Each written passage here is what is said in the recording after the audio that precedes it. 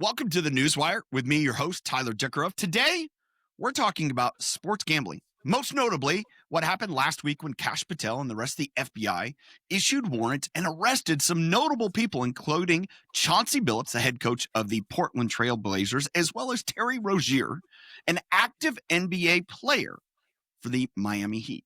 Alex, we're talking about this, and there's so much more to talk about this sports gambling, the poker games, all the other things. There's a lot more into it, but where do you want to kick us off and get us started this morning? Yeah, I mean, I got some sound pulled up. We can definitely hear from them. I mean, there's, like you said, fans have for years now, and we spoke about this a few times on previous shows, whether it's the NFL or the NBA or Major League Baseball or WNBA, there's just these instances that and I don't bet on sports, but it's like there's so much money being tossed around. And yeah, if you have some insider knowledge or information about a player, about a team, whatever, I could just see, and you see it on Twitter a lot.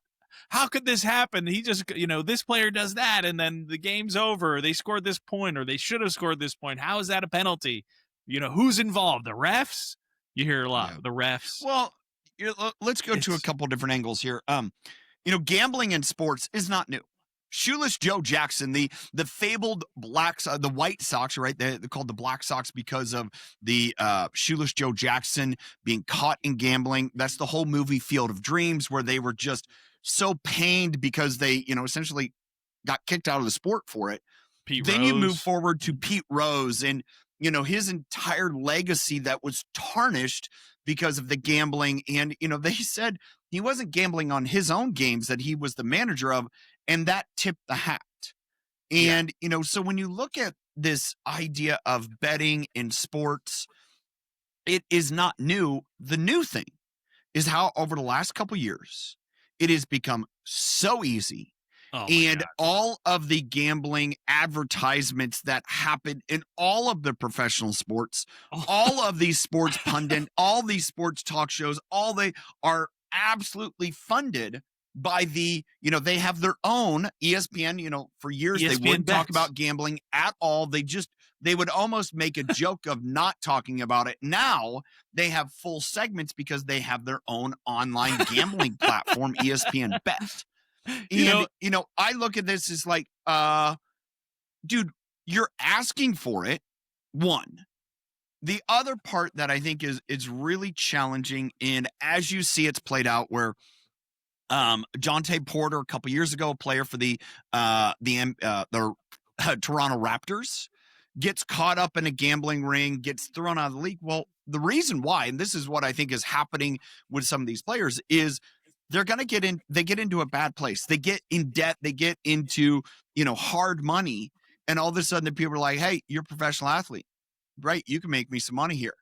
Like what happened with Jonte Porter is they were all about prop bets, the bets that would, the number of assists, the minutes played, those were famous from the Super Bowl when, is there going to be a wardrobe malfunction in the, halftime show, or, what's the first commercial, all of those things that just kind of made it funny. That's become commonplace in every game because it's ways for the entire system to make more money. When you watch any professional sports game on TV, who's it always presented by now? Yeah. FanDuel Casino, DraftKings, MGM. Then you have ESPN Bet, then you have, Bally Sport, like all of these enterprises that are all in. And here's the difficulty. We talk about the Jonte Porter, the Terry Rozier, however that worked out, the Chauncey Billups, his was more of these poker games and knowing friends that played professionally, especially in the NBA. That's just what they did on road trips, on, travel. They just played cards the entire time. That's just what they did to pass time back in the day. And I think there's still people that do that don't just scroll on social media. But the part that I think is so challenging here, especially now that we get into the level of college sports and the betting going on there, and the money, is, you have people that are, the athletes, whether they get NIL deals or not, you start getting into a bad way And you have these villainous agencies that will come after athletes and say, hey, you know what? We can all make some money here. You don't score a touchdown. You drop a pass. You turn the ball over. You do a few things like that. Don't make it obvious. And, then all of a sudden you'll get in on the cut too. And we've seen evidence of that in high level professional athletes.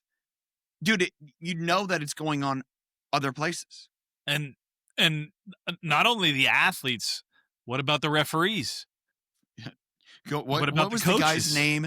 The NBA referee from Donahue, from this is probably 15, 20 years ago, gets caught up, and he essentially says, like, guys, I'm a little fish in this big pond.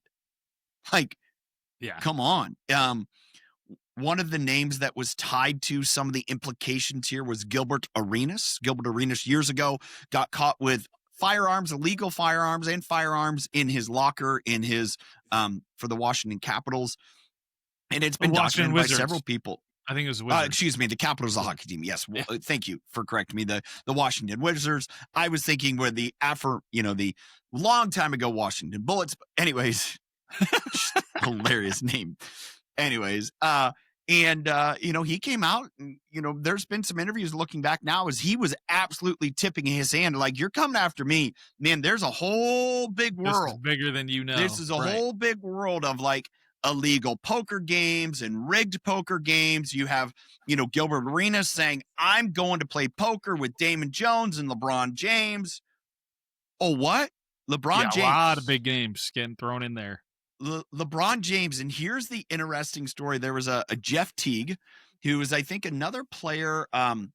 Did he play at Duke or North Carolina?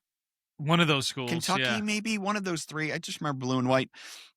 He was on a podcast sharing that, hey, if I say LeBron's name before Bron comes out of my mouth, I got a phone call. Shut it up. Stop.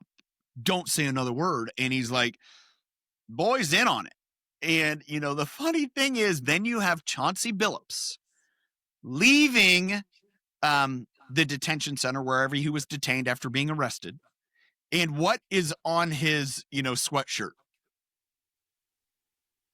What is Clutch Sports? Oh, which is LeBron's company, right? And it's kind of like, man, as myself and some buddies read, it's like he's saying, number two, he's get me off, signaling, or it's a tip off. That's where you need to go dig. Yeah, that's where you need to go. Well, dig.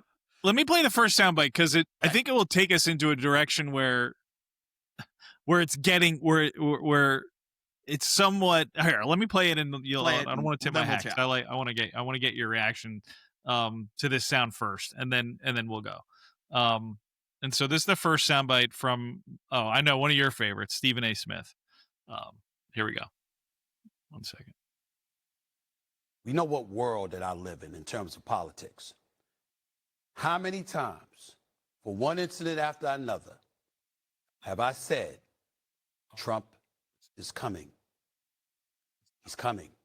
I'm going to say it on national television again. Bad Bunny is performing at the Super Bowl, and all of a sudden you hearing ICE is going to be there, looking to engage in mass deportations. The Super Bowl, disrupting things. Big night for the NBA. Wembanyama put on a show. That has now been smeared because we're talking about this story, okay? Remember, Trump has a long, long history connected to the world of sports because he had those casinos. Where do you think folks were coming half the time? I'm not talking about individuals. I'm talking about the culture. When people want to go to a casino, when people want to gamble, when people want to party, or whatever the case may be. This was his kind of connection to that. Why am I glad you're here, Monica? Because don't be surprised that the WNBA is next on his list. Mm-hmm. Because when you've got all of these protests that have been going out there and people that have been protesting against him and what have you, this man is coming. I'll stop it there. All right, so what's your take on this, Alex? I mean, he clearly it's okay. Now you're crossing sports and politics and gambling. What a combo, right? Do you remember all the gambling being done on the last election? Oh my God. There were some serious bets that were on the last election. But anyways, keep going. The prop bets. Yeah, no, it's Steven, this is what Steven Smith is known for. He's known for his hot takes and his brash commentary on whatever subject matter. And he's gotten more and more political over the last few years. And he's basically saying the political powers that be, Trump specifically, and the FBI director, Kash Patel, have it out for the NBA and the culture in the NBA and the WNBA for whatever reason. Now, I mean, I just, that's what I'm sitting here and I'm trying to understand. Like, I get it. Like, in the world of sports, I mean, the opening night is supposed to be this great fanfare. Bam. We lay out all these indictments and these arrests and everything else. And now all of a sudden, instead of talking about anything in the NBA as far as play on the court, this is everything that's been talked about now for several days. And, I look at that, it's like, hey, the FBI and dramatic effect. Okay, dude, here's the thing. If none of it was substantiated, that's one thing. But for multiple years, and I mean, according to everything that's been shared, this investigation started well before Trump was ever in office. I mean, this has been going on for years, process. And it's, that's where I take from Stephen. It's like, all right, how do you want to? I mean, maybe he's right. I don't know if you want to pin this on Trump, saying Trump's out to, take down sports. I would say, if anything, I take it is maybe the administration is like, we want to clean it up. That's the other side of the story where I was kind of starting with was the fans have been noticing and watching ever since sports gambling became so popular and so easy to access, watching it maybe more closely than ever, especially with the digital age, watching on our phones, on our computers, on our televisions, the details, they're just kind of like things that don't make sense. Yeah. They're just things that just don't make sense unless something fishy's going on. Yeah. And between it's like maybe the referees they're just trying and to clear up.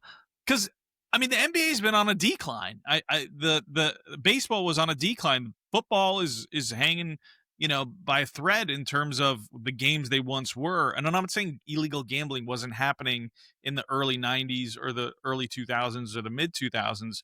The games have changed a lot, mostly for, I would say, the negative. Well, here's the thing that my take on that, the idea between illegal and legal is like anything else. When it's legal, it's more available.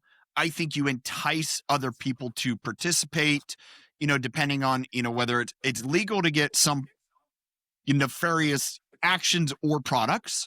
It leads to all right, do you do more of it? And, I think that the challenge here, and especially having sons that are in their teenage years. And I go back to a comment from John Acuff. He was on a podcast roughly a year ago, and he said, the next great epidemic for young men in the United States is online gambling. He goes, it will far exceed damage than what we see in pornography and relationships, everything else. And I think this is just a further example of how dangerous, whether it's young men that are athletes or it's young men that are watching, and you get in this idea. It's like, well, I need to gamble so I make it more interesting. Like I'm not someone that is really into it. It's not my thing. I just don't like that. I just don't. Yeah, it's just not my thing. It's not enticing. And I have friends that make a couple bets a week. I have other friends that it's an everyday part of their life. Yeah, and they're constantly like all the different sports every day, and it's like, do you? I'm just not a judge because it's not for me. Yeah. But I also go to my sons and say, hey, I want to do it to make games more interesting. I'm like, no. That's like going to a party and saying, hey, I can't have a good time with my friends unless I'm dropping Molly. Like, no, it just like, come on, you shouldn't. No, I agree. If it takes that to make it engaging, then you're watching sports for all the wrong reasons. My opinion. And with this access, right, with the phones and the apps and the crazy bets you can make. It's like, I remember when they legalized marijuana in California, and New York City. And prior to that, I would rarely, here and there, I'd smell it on the streets. Oh my God. You couldn't walk down a street in LA or New York without smelling it. And it was just everywhere because it was legal. Yeah. And it's just the ease of access now. Oh, I can go here and just walk down the street and smoke it on the street, and okay. And it's kind of like the same thing. It's right in my phone. I can just grab it and put this bet on this random game, Slovakia versus and I Czech think, Republic or whatever. Here's the part of that is, it's one thing, we'll compare it to marijuana, right? All right, you can go to a dispensary and you can buy marijuana. All of a sudden, the days that you can't and whatever else, and now you need to, say you're really, really in a hole gambling, and you're like, I got to figure out, I got to double now, I got to get ahead of this. And that's when I think it gets bad. No different than, all of a sudden you're like, hey, whether you're, we'll say addicted to marijuana or not, there's some, different opinions if you can or can't be. But all of a sudden, if you're like, I will do whatever so I can go, buy some product, that's when it becomes really dangerous. Yeah. And so, I know, I agree. I have two other sound bites, one from the commissioner, and then Steve Kerr. So we'll, so Adam Silver, the commissioner of the NBA. Let's hear it. All right, let's get this screen propping. All right. Should be able to see it up now. Yep. Thanks, Ian. Adam, yesterday, federal indictments were announced involving current player Terry Rozier and current head coach Chauncey Billups. What was your initial reaction, and what have the last 36 hours been like for you? My initial reaction was I was deeply disturbed. There's nothing more important to the league and its fans than the integrity of the competition. And so I had a pit in my stomach. It was very upsetting. And Terry Rozier was allowed to keep playing after an NBA investigation ruled that there was no NBA rules violated. What do you make of that decision now amid the FBI's allegations against him? So what happened was, because bets were placed through legalized legal betting companies, they picked up aberrational behavior around a particular game in March of 23. And so that was brought to our attention by the regulators and the betting companies. We then looked into that situation and were very transparent about it. And while there was that aberrational betting, we frankly couldn't find anything. Terry at the time cooperated. He gave the league office his phone. He sat down for an interview. And we ultimately concluded that there was insufficient evidence, despite that aberrational behavior, to move forward. We then worked directly with the law enforcement, as they said at the press conference, that the league has been cooperating. And so that was obviously over 2 years ago. So the federal government has subpoena power, can threaten to put people in jail, can do all kinds of things that a league office can't do. So we've been working with them since then. And of course, what they announced yesterday was an indictment. So 2.5 years later, he still hasn't been convicted of anything, in fairness to Terry. We can stop it there, but Tyler, just your initial reaction to the commissioner's comments about a little bit alluding to they investigated him 2.5 years ago. Yeah, this is what I hear watching that is that's a deer in the headlights, scared like, oh snap. Like, and I've talked to some friends about this. The previous commissioner was David Stern, and David Stern dealt with some issues, but man, he made the NBA a global power. Adam Silver's now been at the reins, I don't know, a handful of years. I would say 8-10 years, something like that. It's been a number of years. And you look at what's happened in the NBA, and I think it going from and this was just the take that my friends and I had, is you went from the clubs, whether you want to say the owners, the clubs being the notable factor in the NBA. Like, as much as Jordan was a factor, it was about the Bulls, the Celtics, the Lakers, the Pistons. Like, you had player power, star power, but not to the extent now where, it's the world we live in and different sports, but it's like, who's taken over the NBA? The players. The players. Right, wrong, or indifferent. Sure. And, you can look at that and say, okay, where's that bad? Well, that's bad when those players are doing dishonest things. Right. And those players, it's one thing if you have, we've talked about leadership. It's one thing if you have good leadership that is about others. It's another when you have, selfish or illegal, immoral leadership. And I'm saying that's the case, but it's like, man, you look at the number of people implicated in this, and it's a lot of NBA guys, right? Yeah. And this wasn't all centered on, we're It's just like a going after 30-person NBA. list. Yeah. Yeah, we're not just going after NBA, but it's like, dude, it's the NBA. It's that group of people. Now, I'm not going to sit here and say you don't have it happen in there's been people that have been suspended for a year, multiple year. I think back, there was a receiver, I think he was with the Carolina Panthers. I can't remember his name, and he got suspended. A really good, was Calvin Ridley. It was Calvin Ridley from Alabama. He got suspended for a year, and it happens.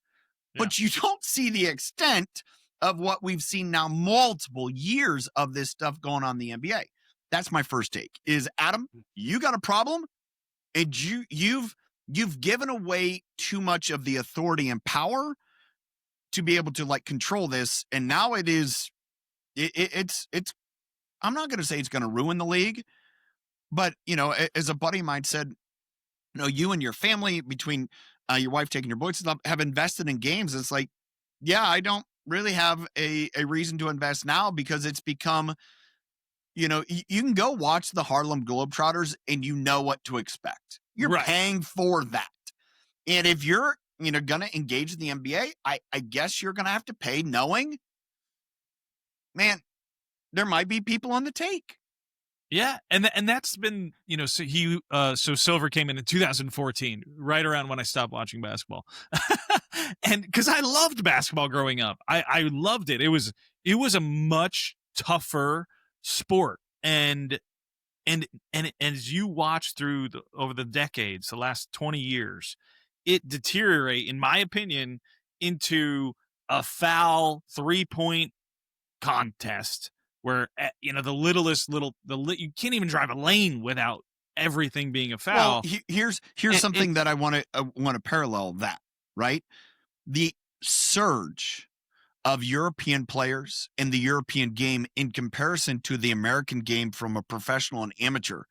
You now have the NBA dominated by European players at a young age, because they play the game at a much higher level because of what's going on in Europe, and, much to the drive of the American style, which is very, like you said, isolation basketball, which happened, 10, 15 years ago, got into you can't go into a basketball in the United States today, for all the right and wrong reasons, and just see kids throwing up threes, as opposed to playing the game of basketball, which is passing. It is utilizing the whole court. I mean, I deal with it. I have a son that is stuck that way.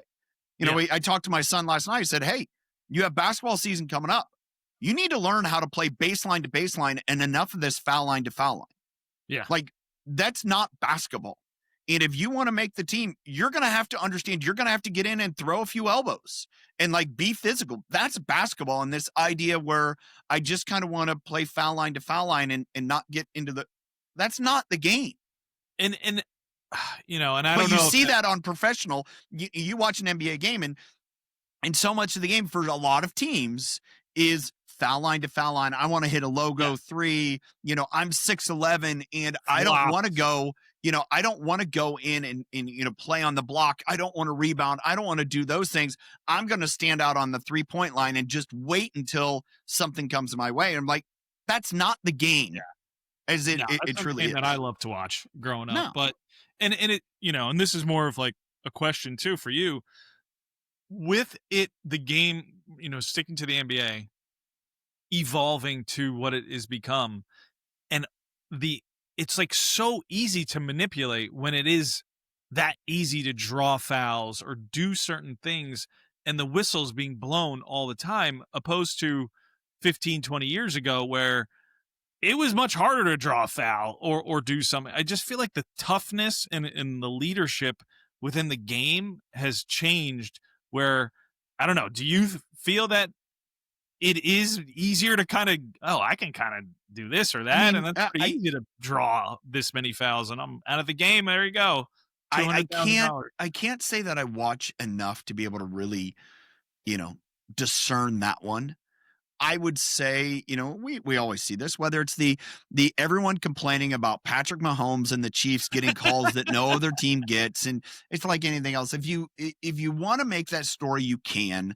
And I look at, all right, there's a portion of that for sure, the star, but also, there's a friend of mine and he shared this. Is like, if you want to go watch the Celtics, the Lakers, my Cavaliers, you want to go watch the Oklahoma City Thunder. You want to go watch, now the Mavericks with Cooper Flag.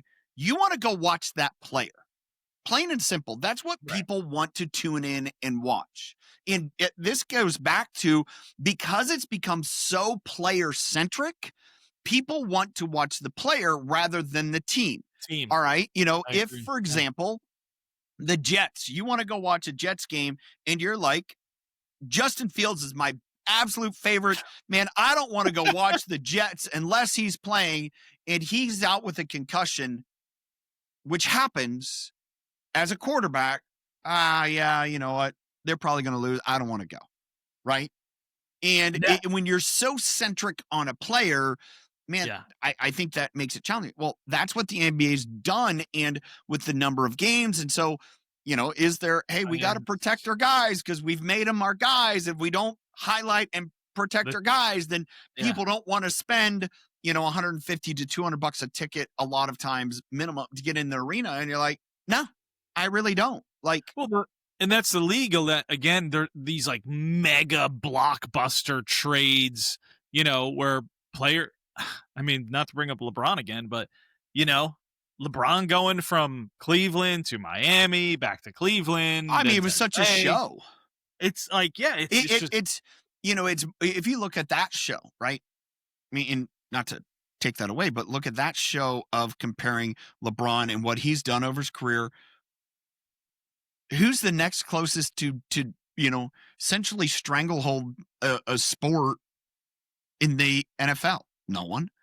Or Major League Baseball. Maybe Ohtani. Dude, he might go down as the greatest baseball player ever to live, like ever. One team, though. And yet this is a dude that is also filling up the water cups in the dugout. Okay, that's a whole nother level. If you haven't watched that, go watch Ohtani, the Shohei Ohtani with the Dodgers, and there's a clip of him in his masterful, like, unbelievable game where he pitched 6 innings, 10 strikeouts, didn't give up any runs, had 3 home runs and 3 at-bats, and he's in the dugout filling up water cups. Or like the Dodger pitcher, the Japanese guy who just pitched a complete game, his second in a row in the playoffs. You know what he was doing after his complete game? This is totally off subject, but this is just the disparity between the sports. You know what he did after pitching a complete game? That means he threw every pitch in the game. You know what he did in the dugout? No. He cleaned it. Jesus. And that goes back to years ago in the World Cup where the Japanese players, they left the locker room so clean that their used towels were folded. You talk about like a culture. It's like, that's the how do you call it? Like indoctrinated humility or true humility? I don't know. But when you look at that disparity of the sport's best player, maybe ever. Yeah. And then you have someone who wants to claim they're the greatest player to ever play basketball, and they're front and center included into a massive illegal poker ring and whatever else. Yeah, dude, you can just go away. I know. There's certain, but when you talk about LeBron, not a fan for a lot of reasons. Part of it is because how he's, I think he supports my Buckeyes a lot, which you gotta love. But man, how he's done Cleveland dirty twice. That's the problem with the league these days, where it's not about. They made the players the stars. There's no highlighting the clubs, the teams as much as it used to be when people got drafted. Whether it was, don't get me wrong, Celtics. I love me some players. Like I do too. But I am a absolute sold out Baker Mayfield fan. Whatever team he goes for, I will be cheering for him. Yeah. Now, I'm still a Browns fan, painfully. You know, I I would get say it. there's a couple guys Tampa Bay I want to cheer for, but it's not. Yeah. Anyways, Yeah. Anyways, you got another clip for us. Yeah, we got last bite from not Stephen A. Steve Kerr, the coach of, again, interesting. Let me just pull this one up here. Make sure I have the right one. I think this should be it here. Here we go. Boom. Screwed up by subbing so and so.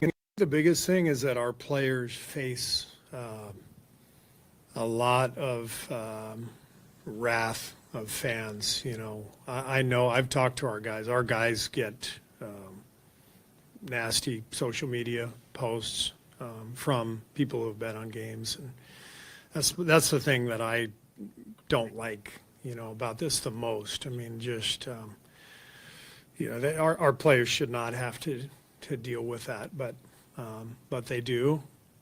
They probably would anyway. You know, even if we didn't have a partnership with these companies. So it's just kind of the modern life, you know, social media, everyone having access to everyone else. And yeah, it's rough. I mean, I feel bad for our guys. I've gotten some emails in the past, like, you know, from people I don't know saying, hey, thanks a lot. I had money on the game tonight and you screwed up by subbing so-and-so in or something like that. And, you know, I've gotten those too. It's weird. It's really weird. The piece that I audibly laughed out when he calls it out for what it is. We got a partnership with them. Yeah, you do. Yeah, you do. Their money fuels all the viewership, all the league. I mean, that's the thing that I think is so challenging here is like, how does it go the way of professional wrestling? Like WWE? Yeah. Where you know, it's where you know, you watch the like, WWE, you know what you're getting.